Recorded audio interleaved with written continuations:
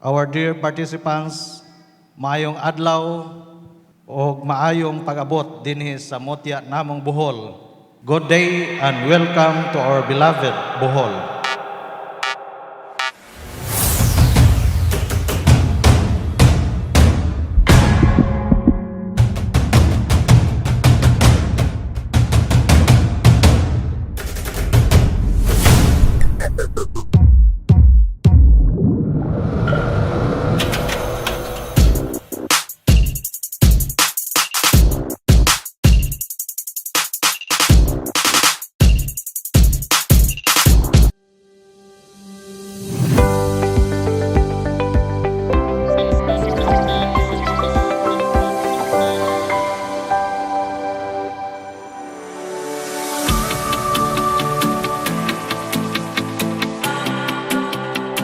Maybe the song Balik sa Bohol, Balik comes with a love potion that brings you back here in the heart of the Philippine Islands, Bohol.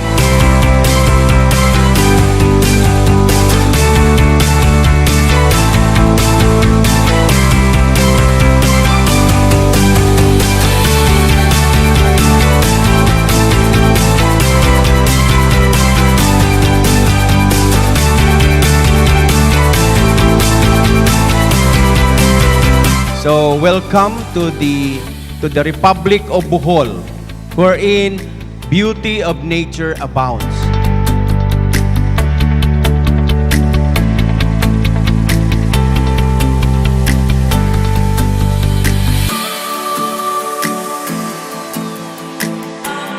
My task today is to inspire you, but it is me who've been inspired by your presence today.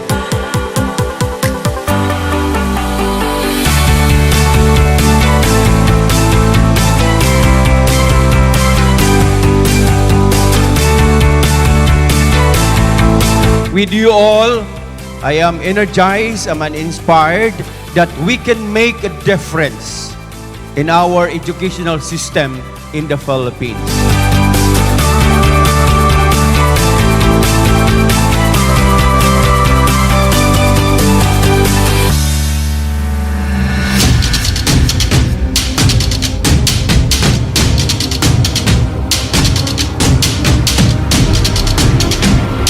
Vice President Secretary Sara yesterday mentioned a lot about the challenges of our Department of Education from the different aspects, across aspects, curriculum, physical, etc.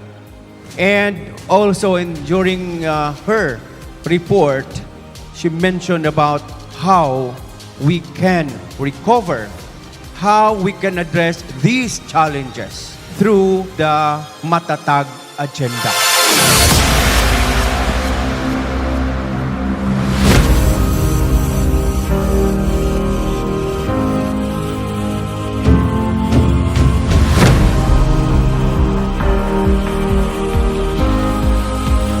Once again, welcome to Bohol and thank you very much.